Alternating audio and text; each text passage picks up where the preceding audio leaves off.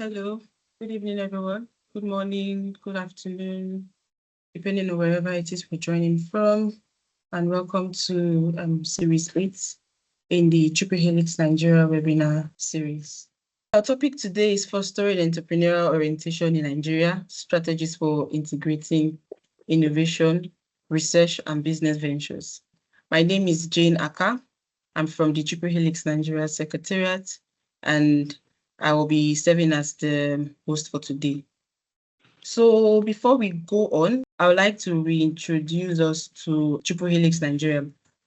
Our vision is the Vision 10-10-10-10, which is to inspire 10 universities to have 10% equity in 10 listed companies in 10 years. We'll do this with our mission in mind, which is to accelerate the democratization and commercialization of research and innovation within Nigerian knowledge institution. The session is our upcoming conference. Our conference is coming up in October this year, between the 23rd and the 25th. The theme for the conference this year is Integrating Research, Innovation and Policy, Triple Helix Pathway to Research Commercialization. We hope that we can see everyone there.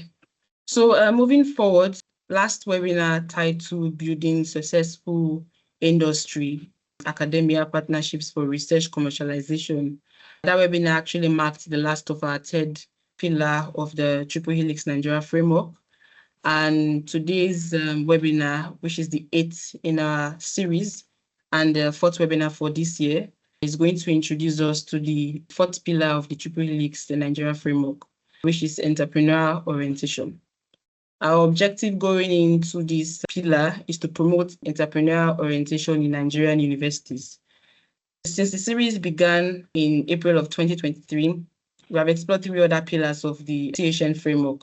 We started with the research and development collaboration.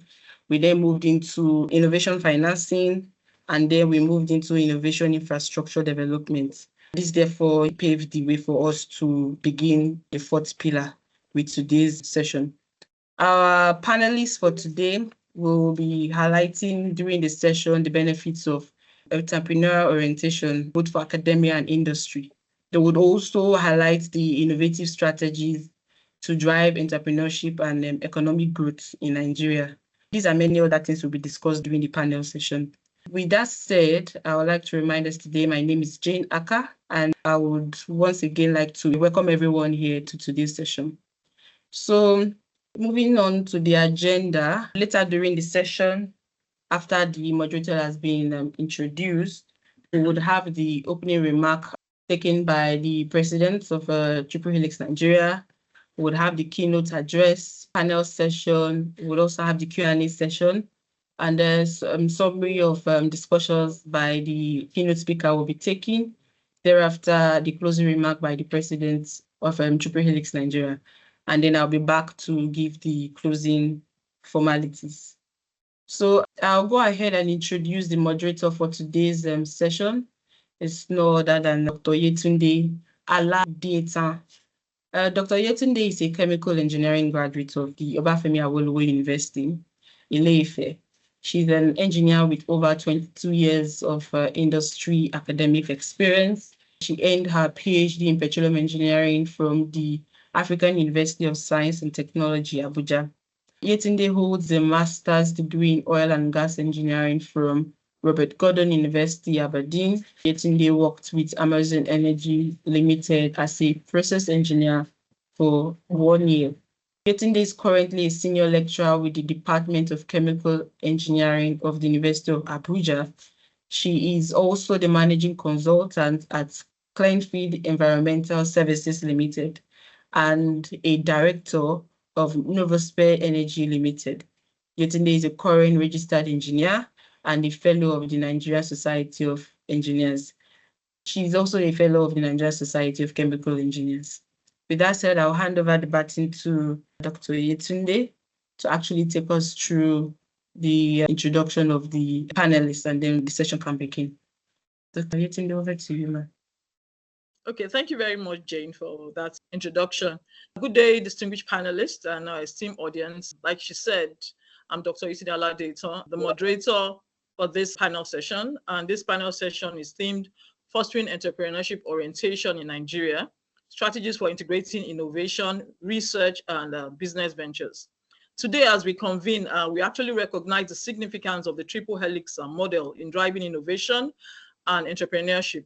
And definitely this framework brings together industry, academia, and government, and it's a powerful catalyst, for economic growth, job creation, and development. Nigeria, currently, with its vibrant youth population, growing tech scene, and rich cultural heritage, presents a unique opportunity for entrepreneurship and innovation to thrive. However, we also acknowledge the challenges that needs to be addressed. Through this panel session, we aim to explore strategies for integrating innovation, research, and business ventures. And a focus will be on the industry, academia, and government, just like our host has introduced, talking about the fostering of the collaboration between Triple Helix is involved with the fostering of collaboration between the industry, the academia, and the government. Now, today our panel is representing the street threads of the Triple Helix model, that is the industry, academia, and government. They will share their expertise from their various perspectives and also insights, providing actionable recommendation for fostering entrepreneurship orientation in Nigeria. So at this point, I'd like to crave the indulgence of the panelists to please put on their camera while I read their profile. So in no particular order, I will start with Amobi Oleka. Amobi Oleka holds a Bachelor of Science degree in accountancy and an MBA from the University of Manchester. He currently is pursuing a doctoral degree at the International School of Management, Paris, with a specialization in entrepreneurship and innovation. Amobi is a fellow of the Institute of Chartered Accountants of Nigeria, an associate member of the Chartered Institute of Taxation of Nigeria, and as well as the Institute of Chartered Economics of Nigeria. With over 25 years of cognate business experience in finance, accounting, and business system, predominantly in the energy and business consulting sectors, Amobi consistently delivers strategic insights and innovative solutions, embodying dedication to excellence and growth. Is passionate about a prosperous Nigeria, driven by extensive entrepreneurial growth. Ladies and gentlemen, I present to you Amobi. Up next, I have Professor Olufemi Martins Adeshokwe. Is a distinguished figure in the agricultural extension and development studies, focusing on ICT in agriculture at the University of Port Harcourt, Nigeria. With an extensive career spanning over 29 years, he's an acadopreneur and an emerging data scientist. His commitment lies in teaching methodologies or by incorporating information and communication technologies into teaching and research. Professor Adeshokwe has demonstrated leadership through various administrative roles like Associate Dean and Departmental Head, actively fostering workshops, scholarships, and university growth initiative. In research, Prof boasts of a substantial publication record with over 200 in journal conference proceedings, chapters in books, and policy briefs. He has successfully secured grants from global institutions such as the EU, the Regional Forum for Capacity Building in Agriculture, Uganda, Tertiary Education Fund as a TED Fund, the Gender Caucus, Canada, Association of Commonwealth University, United Kingdom, and the Federal University of Technology, Owerri. And all this showcases his research prowess. His expertise in data analysis, both in quantitative and qualitative, has earned him acclaim in the academic community. Prof contributions extend beyond the academia. He actively engages with community organization, advocating enterprise development through practical initiative with youth and women groups. His blog, Making Extension Services Work, highlights his efforts to promote agricultural products and value addition. Apart from his academic pursuits, Professor Adeshokwe is a multifaceted individual, is skilled as an agriculturist, a data scientist, a poet, and an acadopreneur. He is also a certified teacher, and teaching interest ranges from ICT to research methods, statistics, and social media in agricultural development and entrepreneurship.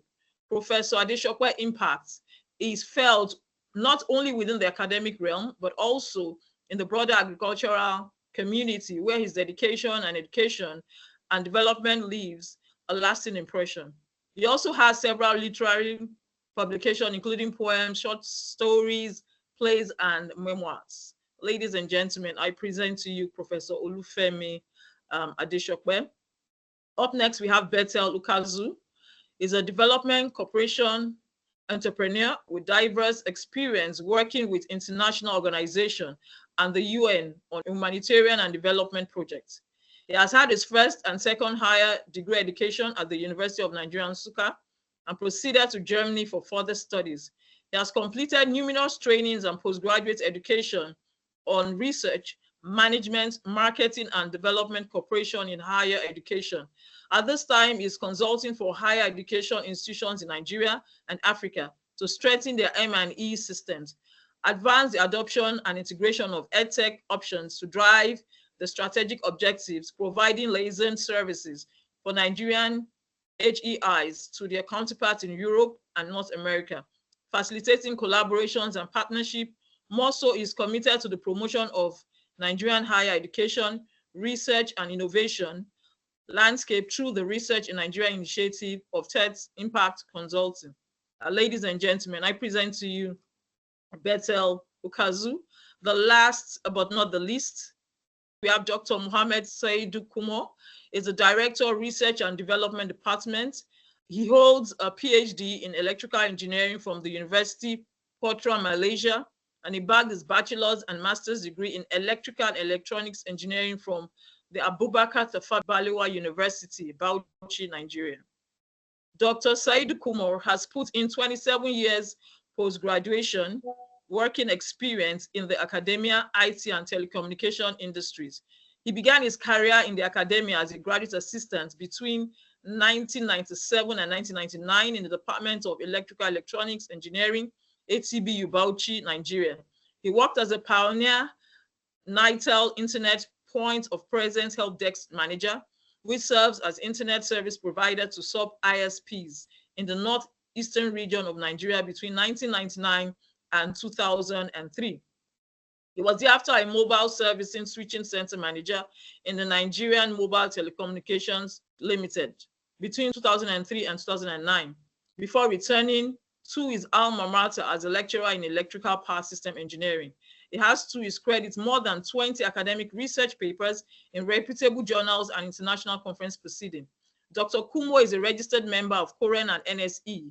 He was opportune to acquire ICT technical training from Siemens Information and Communication Networks Training Institute, Motorola Training Institute, and ZTE University and Shenzhen, China. He is also an ISCA's COVID Design and Implementation Certified. Please join me in welcoming our panelists. I present to you Dr. Mohammed Kumo. And at this point, and in no particular order, we need to set the ball rolling. And to set the ball rolling, I'm going to be starting with this question is on government visions and strategy. Dr. Mohammed, what is the Nigerian government's vision for fostering entrepreneurship within universities, and what specific strategies are being implemented to support these goals? Thank you. Dr. Mohammed, please. Yeah, thank you very much, Dr. Yetunde, for the question. Yeah, the Nigerian government's vision for fostering entrepreneurship within universities is a key element of its broader economic diversification strategy under President Bola Ahmed Tinubu's renewed Hope agenda. This vision focuses on accelerating diversification through industrialization, digitization, creative arts, manufacturing, and innovation. The goal is to foster a dynamic entrepreneurial ecosystem and build strategic partnerships to drive economic diversification. And to support this goal, several specific strategies have been implemented. The first one is by the Federal Ministry of Communications, Innovation, and Digital Economy, where a blueprint was developed, which is a detailed framework featuring 5 critical pillars. The first one is knowledge, second is policy, third is infrastructure, fourth is innovation, and the last, 5th one is entrepreneurship, capital, and trade. So this blueprint is designed to create a conducive environment for nurturing innovation and entrepreneurship within universities.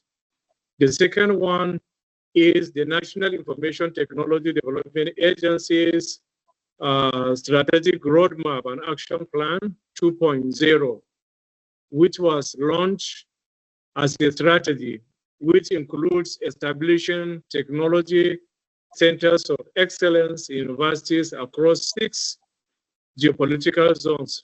These centers of excellence focus on advancing research and technical expertise in emerging technologies, including the artificial intelligence, unmanned aerial vehicles, Internet of Things, robotics, blockchain, and additive manufacturing.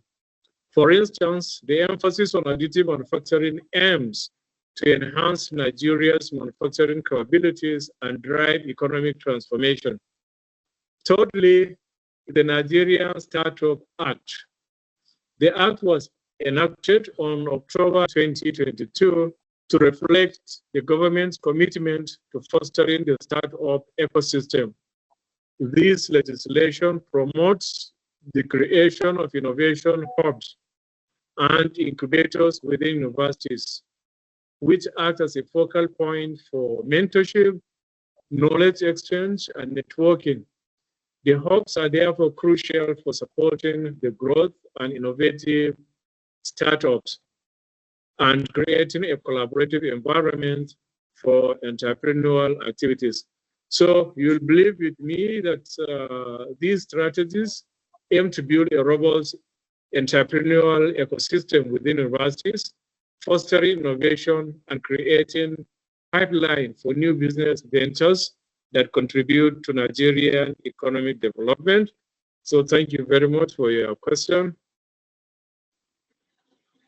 Thank you very much, Dr. Mohammed. I think you really did justice to the response to that question, talking about what the blueprint of the Ministry of Communication, and talking about the plans that NISDA has and what they've done about fostering emerging technologies. We know that everything is all about emerging technologies now, blockchain technology, AI, data analysis and all that.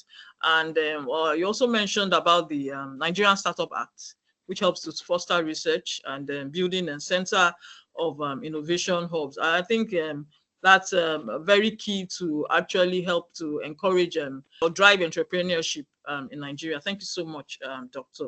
So in furtherance to what Dr. Mohammed had said, I'd like to throw this question to Bethel. It's on industry trends and needs.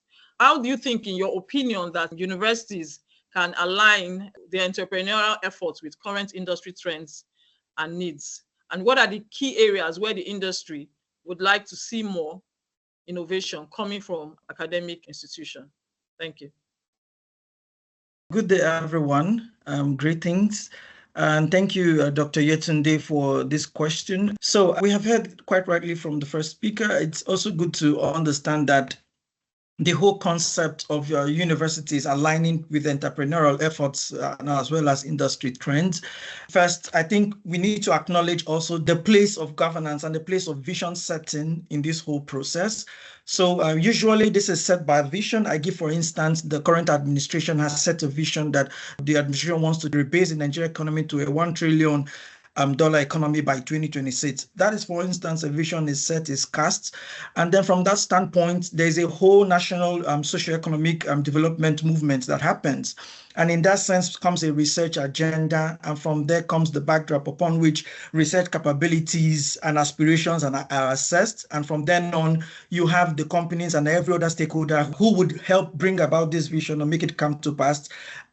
Putting in also what the target is, where key sectors are also identified. And from that vision, a national research agenda is set up, then key actors, capabilities, or who is feeding into this happens. So you realize that this is usually where it also begins from. But we also need to be conversant with our context and what really happens. And so in that sense, what really happens is that we have university systems which is not, which exists in a world that is global and a lot of interactions. You have globalizations, you have the industries also on one side. So, and the industries, of course, want to deliver products, deliver things that would meet to the taste or to what people want at a particular time. So in that sense, the universities will have to produce or will have to give the industries quality labor that they require to meet up their targets, and also solutions to existing problems that the industry has, and as well as new ideas to help the industry to optimize productivity to increase their own revenue. So in that sense, you will find that the HEIs have to design models that will work very closely, very strongly with the industries to enable them to achieve their aim. So you would see things like work study options, apprenticeships, internship systems, because it's really important that the HEIs are able to fit into what the industry needs and also the trends. And the industry is able, through this whole process of interactions, engage with the HEIs, that is the higher education institutions, to keep them abreast of the changes. So at this point, there's a lot of things that can happen. The whole system needs to be understood. The holistic ecosystem of the University Business Corporation needs to be understood, where industry and as well as universities are understanding the potential benefits and the challenges and supporting mechanisms for longer-term cooperations. And more so, HEIs need to also strengthen relations and outreach also to the industries in the bid to take on the gains of also the technologies that are coming up. And if you listen to my submission clearly, you realize I'm saying things like I'm mentioning HEIs to be particular, which is higher education institutions, and not particularly with universities per se. This is because within the higher education landscape, you have also, within the higher education landscape, you have the polytechnics and the monotechnics, and the industries also need these people. They need them. They need technicians. So it's in this interaction that the higher education institutions get to understand what the industry needs, the specific labor type do they need to enable them to do their business. I think these are some of the conversations that should happen in this process. Thank you. Thank you so much, Bethel. One thing I can take away, you try to emphasize the importance of governance and vision setting. And also, we should be less focused on just the universities, but more focused on the HEIs, like you said, the monotechnics and the polytechnics, because they're also learning institution. And I think that's a very pertinent point. And you also emphasize the importance of close collaboration between the industries and the universities. Thank you so much for that very insightful answer. So up next, we'd have Amobi. And then this has to do with, the question to Amobi has to do with technology transfer and commercialization. Amobi, in your opinion, what are the key challenges and opportunities in the technology transfer process from universities to industry? And how can industries support universities in overcoming these challenges? Thank you. Amobi, please. All right. So good evening once again, everybody, my co-panelists, the moderator, and of course, all the attendees. Yes, the topic of technology transfer, it's something that over time, it becomes somewhat convoluted. And what do I mean by that? Because the real question always arises as to say where technology originates from before you actually start to have the conversation on where the transfer occurs. However, in the context of collaboration between industry and on the assumption that the focus is looking at tertiary institutions or universities here being the ones that will develop these technologies, I tend to also tilt a bit before I elaborate a bit more on that, on what Bethel said, because it's really, really important. More often than not, the focus is usually on, we stratify which segment of the educational system that we want to focus on. But I prefer to look at it from a learning perspective. In fact, I feel that the whole concept of entrepreneurial orientation should be enshrined as early as primary schooling. Okay, it should really be enshrined as early as primary schooling, because when you say something is an orientation, you're talking towards a mindset, you're talking towards an attitudinal change. And if it doesn't happen at foundational stages, the tendency is that, yes, it can still catch fire, but it's more impactful. So the earlier it is, the better. Now, going more specifically to the challenges, I'll mention a couple. Firstly, we have the issue of intellectual property rights. And there will always be that strain as to the determination of who the property rights genuinely belong to. And I think that this is an area that universities and, of course, the industry at large really need to come together to collaborate in such a manner that some of these things could be streamlined. Because I think It's more like a zero sum, or at least that's the impression one gets when it comes to things that revolve around patenting and all the rights to that or to a particular kind of technology. I see this as an area where a lot of collaboration can be done. And with the hindsight of things that have happened in other climes, they can come up with very, very, agreements that sort of, resolve the gray areas when it comes to the issue of ownership. Another contentious part would also be lack of alignment. And what do I mean by that? So by lack of alignment, I'm basically talking about differences in priorities, differences in timing between industry and perhaps even academia in this instance. I think the alignment as to say a particular kind of technology is ripe for a particular kind of time. And if that communication, which I believe today is missing, is not happening between industry and academia. And when I say industry, it's important to realize that it needs to be nuanced. And what do I mean by that? In the sense that if you look at Nigeria specifically, catchment areas that we have, today, I would imagine that the focus, say up north, whereby a lot more should be more focused on agro-allied kind of products because that's the agri-crop. The nature and level of technology and the partnership between the industries and universities should take a very nature than perhaps what you would happen in other areas that are blessed with other different kinds of resources, or the focus may be manufacturing, as the case when you come down towards the West.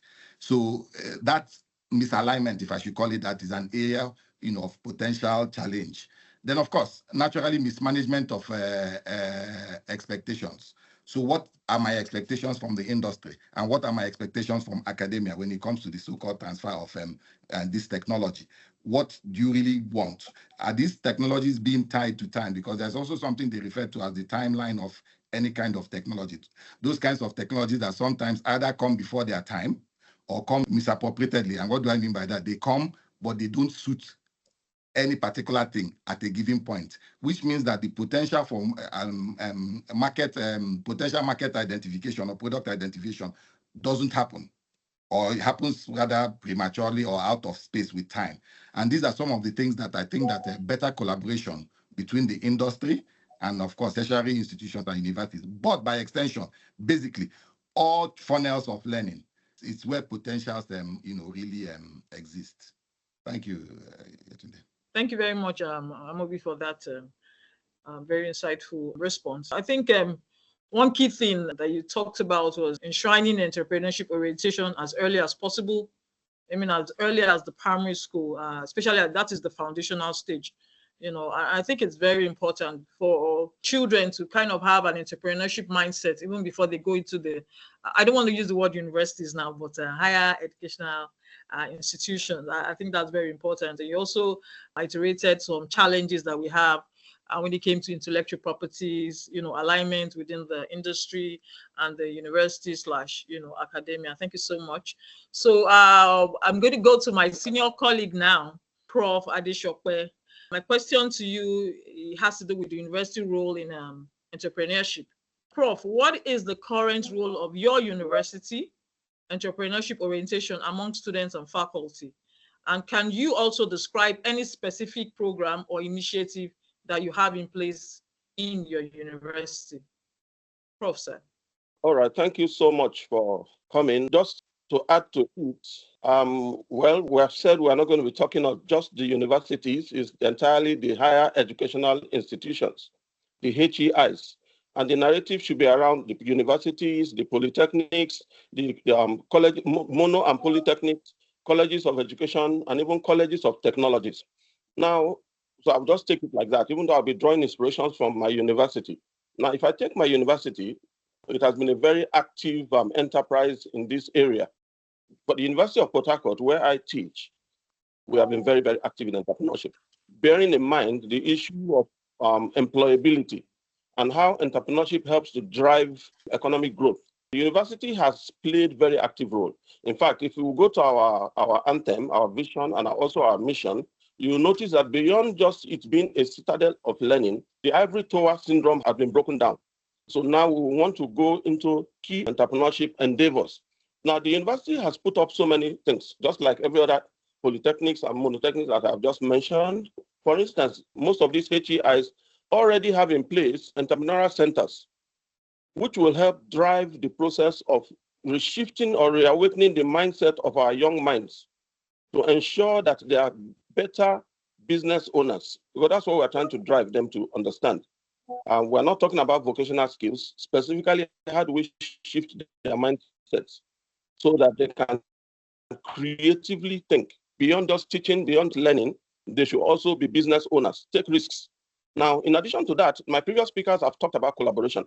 The universities, the polytechnics, and generally the HEIs have been involved in active collaboration with the industries. And we do this, both the faculty members and students, we have been involved generally with the industries, obviously because we want to encourage mentorship. We want to ensure that networking is strengthened between the industries and the higher educational institutions. So this has been done in the form of internships, in the form of exchange programs, in the form of staff and students mobility, which is still on.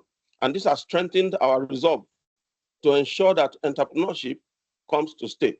Now, again, we have mandatory courses in many universities and other higher educational institutions. Like in my university, we have a 300 level course, 400 level, takes care of the practical endeavor of entrepreneurship. We have a course, a graduate studies course, titled Entrepreneurship and Management, which also focuses on both the foundational and practical aspects of entrepreneurship. So the university has been doing so much in this. And again, we have the approach we try to use is the interdisciplinary approach, trying to draw inspirations from different disciplines. Thank you very much. Thank you so much, Prof. From the beginning part, I know you talked about what your university is doing when it comes to entrepreneurship. Yes. And I think you've iterated a lot of things that Uniport is doing. And many of us know that Uniport is among the universities in the forefront of entrepreneurship. I think that's a very good one from Uniport. Thank you so much, Prof. So quickly, we'll take another question from Dr. Mohammed Kumar. Dr. Mohammed, this question has to do with supporting R&D, that is research and development. How, in your opinion, is the government facilitating the integration of research and business ventures? And are there specific programs or incentives aimed at encouraging collaboration between the researchers and the entrepreneurs? Thank you. Yeah, thank you very much, and a very good evening once again. Yeah, so the Nigerian government is actually actively facilitating the integration of research with business ventures through several targeted initiatives and strategies designed to encourage collaboration between researchers and entrepreneurs. To start with, at the high level, is the development of technology research ecosystem.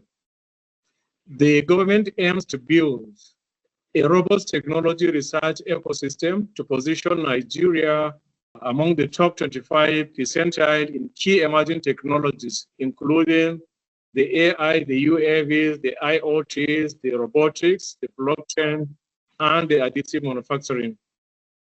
So this ecosystem is intended to foster innovation and drive economic growth by translating research findings into transformative technologies and solutions that result in business ventures.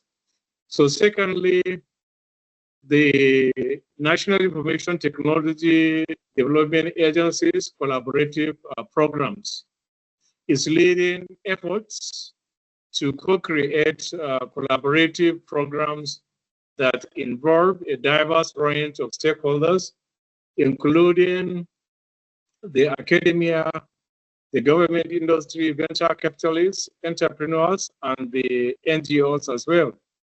So these programs are designed to facilitate the translation of research into viable business ventures. So NIDA is also working on establishing a database of subject matter experts and professionals to stimulate discussions on practical strategies for commercializing research outputs. So the third initiative is partnership with other governmental agencies So NIDA participates in initiatives led by other government bodies such as the Federal Ministry of Technology, Science and Technology, National Office for Technology Acquisition and Promotion, NOTAP, and the National Agency for Science and Engineering Infrastructure, NASENI. So these partnerships aim to create platforms that integrate research with business ventures and support the development of collaborative environment. So the next is supportive infrastructure and resources. So NIDA has deployed so many intervention projects across the nation to the tune of more than 1,700 intervention projects. So most of the intervention projects include business center-like components such as internet access, computers, photocopier scanners, binders, and also alternative power sources such as solar power system and petrol generators to support entrepreneurial activities. So these resources are integral to facilitating the integration of research with business ventures. Therefore, these strategies and programs, through them, the government is creating an environment that encourages collaboration between the triple helix and ultimately driving innovation and fostering the growth of new business ventures. Thank you very much. Oh, thank you. That was very interesting, Dr. Mohammed. Talking about the collaborative programs between the academia, entrepreneurs, venture capitals. You talked about having a database for professionals, which is for commercializing research. That is very good. And also collaborations by other governing bodies. For example, NASENI, NOTAB. And most importantly, you talked about the intervention project that you have. And that's a way of also fostering entrepreneurship orientation. Thank you so much. So with this thought, I would like to ask Bethel this question. And so Bethel, this has to do with your future plans of collaborations. So looking ahead, what new opportunities or trends do you see for deepening industry-university collaborations to foster EO, that is entrepreneurship orientation, and accelerate creation of university-based venture? And how can both sections prepare for these opportunities? Thank you. Yeah, thank you very much for that question. It's quite a load. Talking about the future, yeah, it's quite a lot talking about the future. So, but I would give a go at it. So from my standpoint, okay, running a consulting firm for higher education institutions. So for what that position gives me the opportunity to do is to sit back and look at the whole system, look at the whole landscape and have an understanding of what is, and also be able to interpret what could be done. Then also it gives me the leverage to say what will happen in the future, what is likely. So that privileged standpoint, because if you listen to all the amazing things that many of the panelists have said, I heard from Dr. Mahmoud so clearly where he was mentioning what the initiatives of the government. You'll realize also from Professor also the amazing things going on at the University of Port Harcourt. But something that misses from the equation is how do all these different gears fit into each other to work as an engine to drive the economic development that we seek. This was also what I mentioned in my earlier submission. So, and talking about the future, it makes it quite tricky because we live in a world that is so globalized. We live in a world that you cannot excuse, for example, Nigeria, for instance, or excuse our entire higher education, research, and innovation landscape from what is happening all over the world. You really can't. And in that sense, the future becomes something that you would need to sit back and say, where are you going? Okay, where are we headed? Then that goes to the question of vision. Then the next thing is who does what, where, and how. And these are some of the tools that we'd use in looking at this whole picture. And for example, I would tell you, you can begin this conversation from the narrative of what is the future of higher education moving forward, also in Nigeria, also in the country. What is the future of industries also in the country? But then I would go quite closer to the sector that I'm most conversant and I work with quite close, which is the higher education sectors, is what becomes the future moving forward? How then do you assess the future? Because the question you asked was that how do I think that we can deepen these university industry collaborations between the universities and also the knowledge producing entities? I come again with knowledge producing entities. I'm expanding the network because in reality, in practice, this is what it is. The knowledge producing entities now involves the higher education institutions, the research training organizations, especially from the government. Like Nigeria, for instance, we have a massive research landscape, which involves institutions of the government who do research, NIFO, name all of them. NITIDA is also who do serious research. And we also have industries also who do research. So if you expand that to knowledge producing institutions, you begin to ask, what does the future hold? So allow me to just maybe go back a little bit to just focus on maybe higher education institutions and say, for higher education institutions, what will be interesting for them as to what the future holds is, for me, I keep saying is, we can first of all do an assessment of today. What does the University Business Corporation ecosystem looks like today? Then within the university, just like what Professor was mentioning, the university can begin to ask themselves, what are our valorization pathways? In what ways are we really adding value to knowledge or taking knowledge to the next level?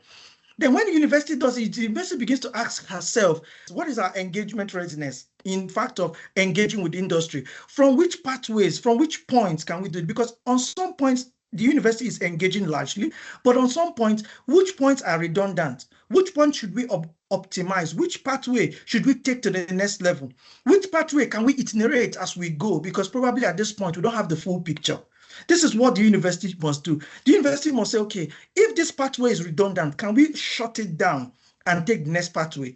The university must do all of this in tandem with the characterization of the university. How Federal University of Technology, Owerri, would approach University Business Corporation of the future may be quite different from how Harvard and Ikoku College of Education would do. And the interesting thing is that in the world that we are in today, a world that is a world of AI that is soon to come, where even social sciences and humanities are becoming very important. So let us not take this conversation to just the STEM fields, but where social sciences and humanities are becoming very important, where you need to understand and study behaviors and also marketing of people. What is the behavior of people online? So the university must begin to ask herself, in what dimension should we go? In what are value-adding pathways that we must take?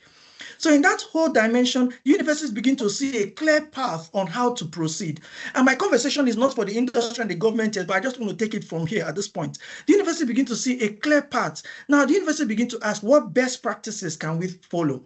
Just like I said, that the University of Nigeria and Nsukka may not approach this whole University Business Corporation in the ways in which, for example, a polytechnic will address it, or a FUTO will address it, or a FUTA will address it, or even an OAU will address it. In some instance, some universities may begin to say, we have strong points, we have centers of excellence, we have centers of excellence in engineering, we have centers of excellence in pharmacy, that we can use these standpoints to approach University Business Corporation. So it depends on the dynamics in which the university want to approach it, on how they need to approach it. But to do this, very clinical steps must be taken to achieve the future. First, clearly, I mentioned a lot of tools that we use to do this. The 5 Ws, who does what, where, and how do we engage with them, understand the University Business Corporation ecosystem, understand the valorization pathways of the university. If there are redundant pathways, shut it down and focus on the ones that are that are more in line with your comparative and competitive advantage. If there are areas that you need to assess the engagement readiness of the university, you assess. If the university, like what Amobi was saying earlier, about time. So if the university is not ready at this point in time to engage with industry on this level, maybe depending on the level of technology or the level of research that, or her level of advancement in a particular research field, the university may say, okay, at time T, we will do this, but now not. I just leave it up here and we'll continue later. Thank you. Thank you so much. That was very interesting. I think one thing I can take away, you're talking about we need to be abreast with emerging technologies, especially because the world, you know, is basically a global village. We cannot say, oh, we don't know about a particular technology, because we see everything happening every day. And so it's left for us to harness that. And you also mentioned about knowledge producing entities, like the research, training, the institutions, and of course the HEIs. And I think you also mentioned about the conversation going beyond that for the STEM field, because a lot of times we focus so much on the STEM fields. You talked about social sciences, humanities. I think that's a very eye-opening thought of yours. Thank you so much. So further to what Betela said, we'll take it to Amobi. And Amobi, I'm going to ask you a question on a talent development. So in your opinion, what role does industry play in developing entrepreneurial talent within universities? And also, how can industry and university work together to enhance entrepreneurship education and training? Thank you. Thanks once again. Yes, I consider this somewhat of a catch-22 situation, because either party needs the other. So the whole essence of the whole university educational system is you train people, you create talent, you enhance talent, and industry can, of course, use them. But today, there seems to be a disconnect. And whereas that disconnect, if you ask me, or in my opinion, is coming because the three elements, and the three elements, by the three elements, I mean the industry, I mean the university, and of course, I mean and government. They seem to be working in silos. Now, the university and industry conventionally should synergize and influence policy. So it's as a result of their cooperation that should be the policy drive that government says, okay, we're going to enhance. But today, you have that question that is always asked to say, and it hinders on the point of employability. So people are saying, we have graduates today. If you have a graduate from a university that's in a particular discipline, and I'm an industry person, is that person ready to step in and do the job? And that's simply because that fusion that should have influenced even the nature of curriculum doesn't exist. I'm one of the advocates that feel that there should be co-creation of curriculums today in universities. The industry should be deeply embedded in that process. Because at the end of the day, people are coming out, and we keep talking about entrepreneurship.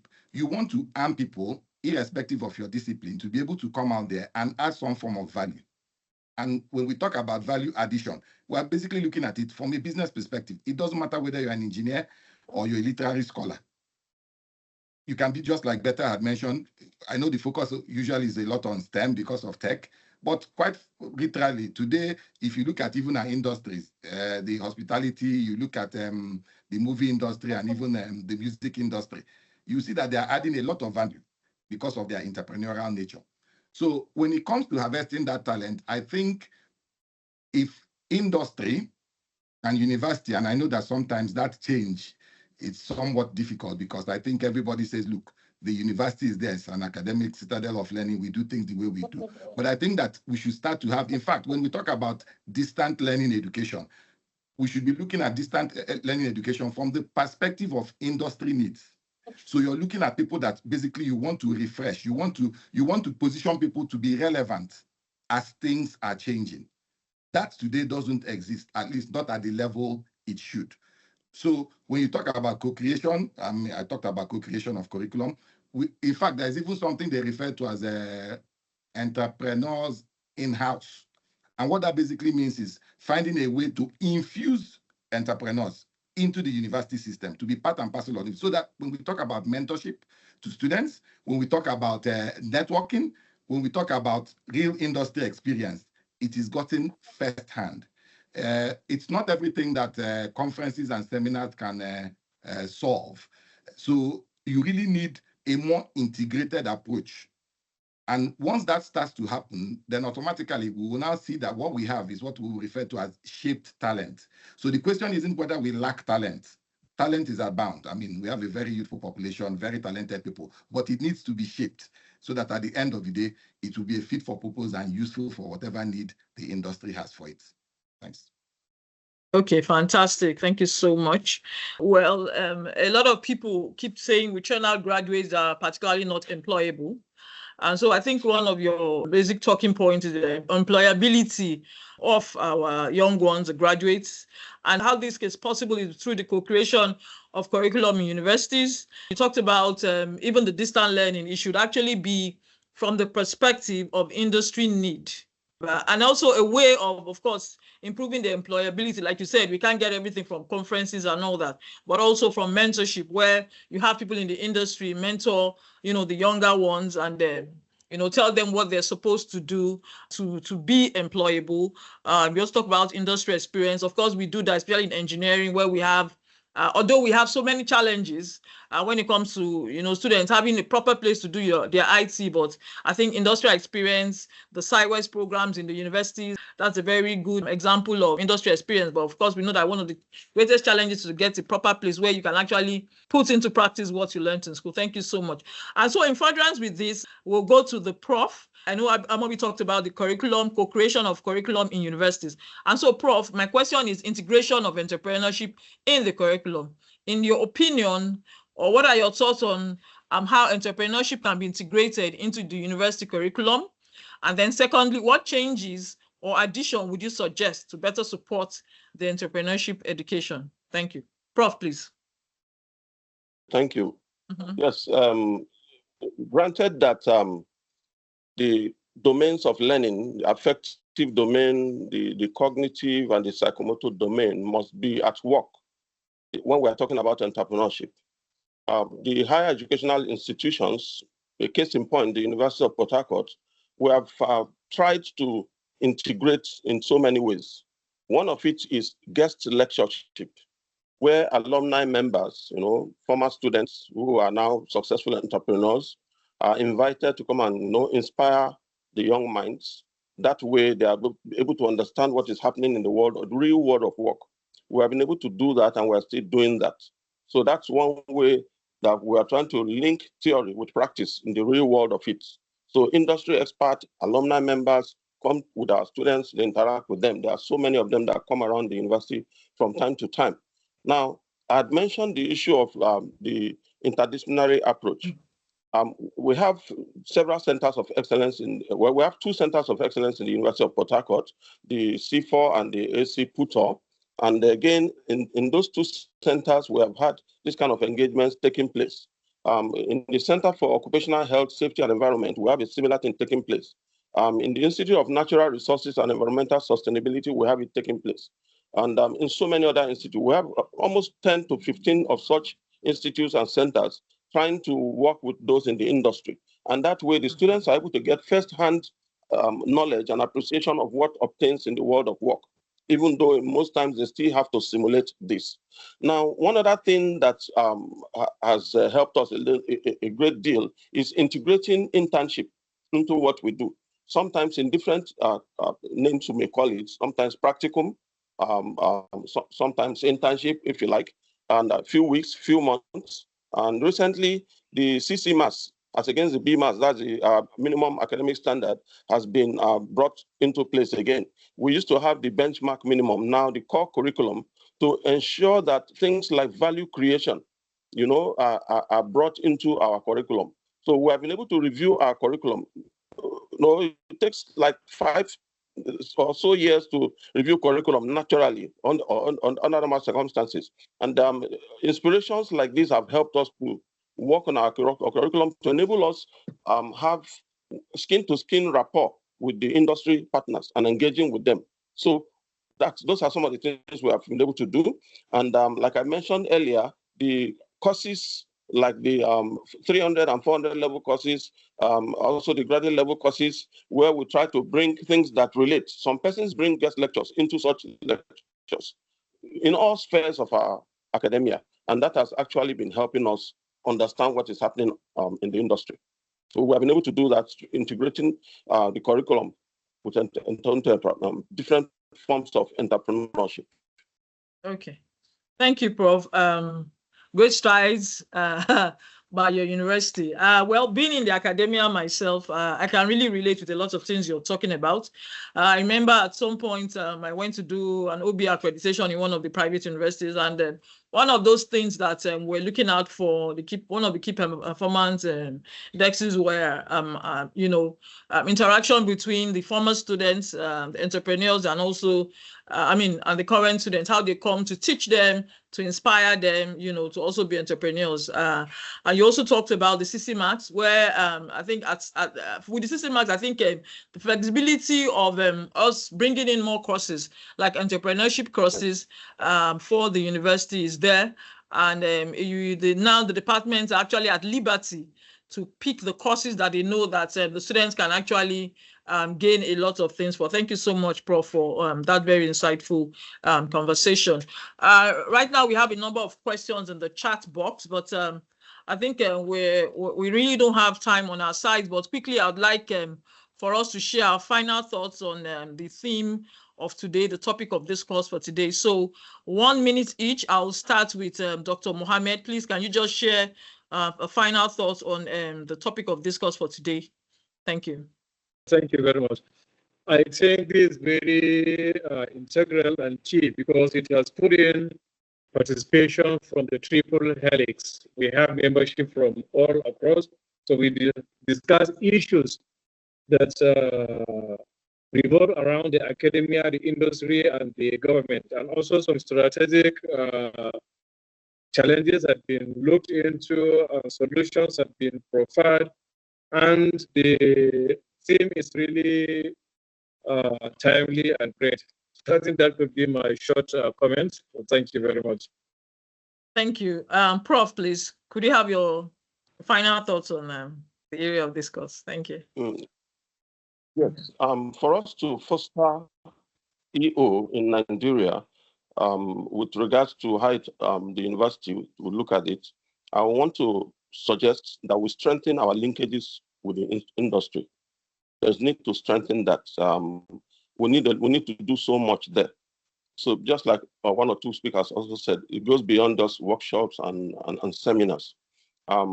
There should be more time for our students to have the real world experience. That's a critical thing. And our research and development must be focused on what are things in the industry. So collaboration is essential. Gaining from real life experience is critical. So our interaction should be more, going outside the four walls of the university to interact with the real world experience. Thank you. Okay, thank you so much. Can we have Bethel's final thoughts, please? Yes. So I see so many questions in the chat box. I wish there's a lot of time to really address them. No, we will take the questions after the final thoughts. We'll take the question. Okay. So I would say something is both for the government and also for the knowledge institutions. It's important to be self-critical sometimes. So my point is, it will be important that both the government, the industries, and everyone be able to see the sense in working together. Thank you. Quickly, let's just take Amobi's final thoughts, and then we'll go to the questions. We just have a few minutes there. 15 minutes for the questions. Please, Amobi, can you share your thoughts, please? Sure. So for me, I will look at it more from a societal beneficial perspective. You see, the tripartite conversation we've been having as regards industry, universities, and of course government is the antidote that a nation like ours needs if we're to advance economically. I don't think there's any nation of the world today that has advanced without having demonstrated, a reasonable amount of entrepreneurial strength and grit. And so for me, I think the takeaway would be that, just as almost all the panelists had mentioned, that collaboration needs to be more, it needs to be a bit more integrated and intense, and it needs to be a bit more regular, so that at the end of the day, we will genuinely be able to foster an entrepreneurially vibrant nation called Nigeria. Fantastic. Thank you so much. So at this point, we quickly go to the chat box. We have a number of questions. And please, if you're writing question, I think I'd rather you direct it to who you want to answer. But I think at this point, I'd have to, look for who would answer the question. So let me just take the first question here quickly. How can businesses effectively integrate academic research into their innovation process in Nigeria? I will throw that question to Bethel. Can you answer that, please? So there are many models on how this can happen. So I know sometimes we had conversations around university business cooperation, university industry collaboration. There are so many models. So what is really important is integrating academic research. A very simple one is this. If you want to do academic research, ask the first question, who is this research for? For me, there's an approach, there's something we are doing at Tales Impact Consulting. It's a project we just launched. It's called Research for Impact. We are having industries to bring a question that they want to solve, a problem that they're facing in the industry, and we are matching them with students who are probably in master's program or PhD programs, or, for example, bachelor's program. For us, it's master's and PhD actually, and they are probably in their last semester. There's the semester where they do their thesis, and we connect the students to those industry to try and research on those problems. In that particular process, what happens is this: the professors who supervise the student is aware of an industry problem. The student who is working on the industry problem is being trained to be fit for purpose. The industry, in that sense, is getting their problem solved. That simple thing makes the three people involved to be well connected. And in that sense, you have graduates who tomorrow already knows the problem of the industry and can easily be applied to that industry. It's easy for that industry to say, oh, you research on our problem, you found a solution. Why don't you come and continue it? So that simple thing is a way you can make that whole process integrated. Thank you. Thank you. And so there's another question here. I'd like Amobi to answer it. The question says, how can universities ensure that their research efforts are aligned with market needs and business goals in Nigeria? Yes, but coming again to universities, it's a very valid question. And my thoughts on that would be that, similar to what most of us have been speaking about, is to say, in some other countries, in the UK in particular, I know that there are partnerships whereby you actually have companies come, they are embedded in universities, they probably have professors that are articled to a particular project that relates to that company. Now, what that means in essence is that from the funding side of things, it's covered because industry or the industry or company in question is willing to take care of that tab, and the faculty or the professor or whoever it is actually focused on a very specific and niche research. Now, that approach usually comes up with you getting more results that are tailor-made to whatever your needs or concerns would have been in the first instance. Now, that's one approach. Of course, that's an approach you would imagine that bigger organizations would be able to do. But for the smaller ones, what would naturally happen, and this is now flipping it on the other side to say, okay, how then are what the university is doing going to be relevant to what they do? Now, universities basically do what I refer to as broad researches, and it covers quite a number of fields. The only thing I would say is that as much as they go and get feedback from industry, and that's where this collaboration we've been talking about all day comes back into. If you're getting that feedback and that loop is continuous, then there's a tendency for you as an institution to know that this is where the trend is moving, and this is likely where there may be need. And you focus on that. So today, AI could be trending, tomorrow it could be some other field. You now know that you're more focused on whatever it is that is pressing, as opposed to just, possibly flying blind and just saying, okay, a broad area of business management, for instance, we want to go into that area and research. So it has to do with some still level of coordination and collaboration, or else what you would basically have is trying to fit whatever you get into the situation the business finds itself with.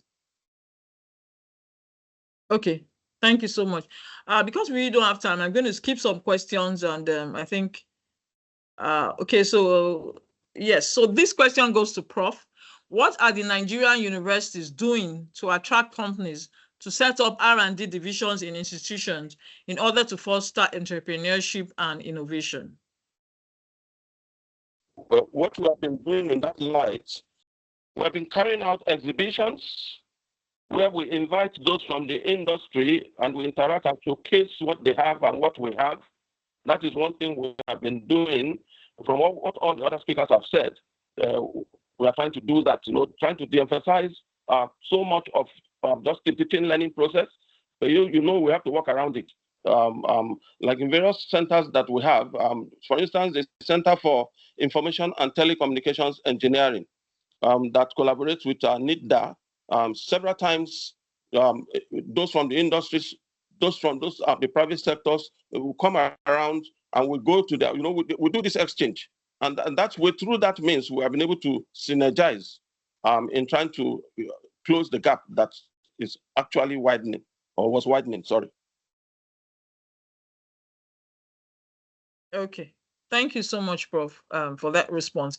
I think this question has to do with the government, so I'll throw this question to Dr. Mohammed, and it says, how do different states/local governments approach the integration of innovation, research, and business ventures?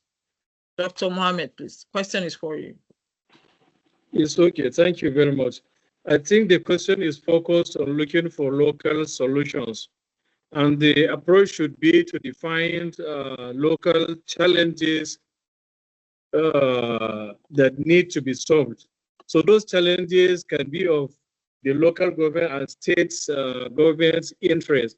So if the challenges are really articulated, the state and local government can see reason how they can be motivated to form research and development facilities to address such challenges, and also to work with the relevant industries that can work with the research results to maybe change them from the research results to products and services, which are going to be returned to the society for practical societal impact. So I think maybe with that, it can have the integration. So thank you so much. Thank you so much, Dr. Mohammed. But we'll quickly have another question for you. This particularly was tailored for you, this question. And it says, infrastructural deficit is a major setback in this equation. What happens when the university lacks the facility to carry out researches for the industry? Yes, I think it all revolves around collaboration, as we have been iterated, because the universities cannot have all the facilities required for all kinds of researches, and the government might also not be able to provide all kinds of facilities for researchers, but is for the academia to look into the societal problems to address them, and then collaborate with the industries. If industries can see opportunities of markets by solving some problems, they can be willing to partner with the academia. Because like in foreign universities, you see a lot of grants floated by the industries. We have this problem, so who is going to solve it? Then they can throw it out to the academia, and the talent is going to be taken. So the academia come up with the solution, and the industries, while the academia has the patents, then the industry is going to champion the cost of making it to reality. So I think with that, we can be able to address the infrastructural deficits. So thank you. Okay. Thank you very much, Doctor, for that response. At this point, we'd have to draw the curtain on the panel session, but quickly, I'd like to thank our esteemed panelists for your very insightful contribution and your engaging discussions. I think your expertise and your experiences have greatly, enriched the understanding of so many of us that are listening to you. And we also appreciate your time and efforts that you have taken, to share your perspective on the area of discourse. So at this point, we have to conclude this panel session. And we believe that the ideas, the insights, the connections will continue to inspire us and also to motivate us. Thank you so much. And once again, I would like to thank you for the opportunity given to me to moderate this panel session. Thank you. So at this point, I'd like to hand over to the hosts, Jane, to continue the program. Thank you very much. Thank you very much, Dr. Yetunde. Thank you. Thank you very much. Thanks, Dr. Yetunde. All right. Thank you very much, panelists, and also the moderator for taking us through the session today. So to close, well, I'm going to introduce Professor Eukaria. She's going to give the closing remark for this session. And then afterwards, I guess we can wrap up today's session. So Professor Eukaria, over to you, ma'am. Jane, Professor Eukaria is on hold. I'll take the closing remark on behalf of Professor Eukaria, and then she can continue when she comes in. Good evening, all.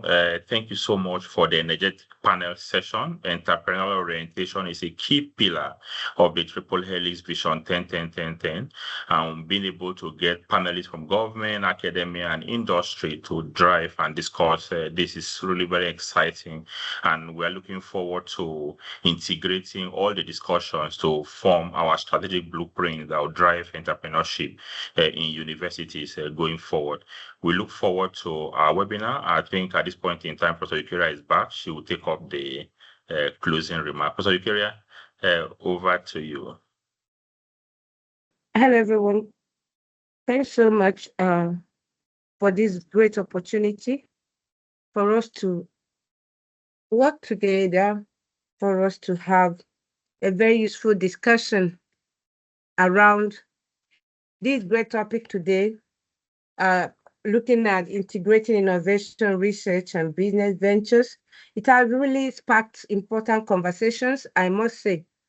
And I think that the outcome will guide us as we continue to drive forward our mission of research commercialization in Nigeria. To all our participants, I think that your engagement has been key to the success, because from the beginning of this webinar, you have started popping in questions, and I encourage all of us in that same spirit to carry today's insights into our respective fields, into our respective ventures, and remain committed to building a strong entrepreneurial ecosystems as our panelists have charged us to do today.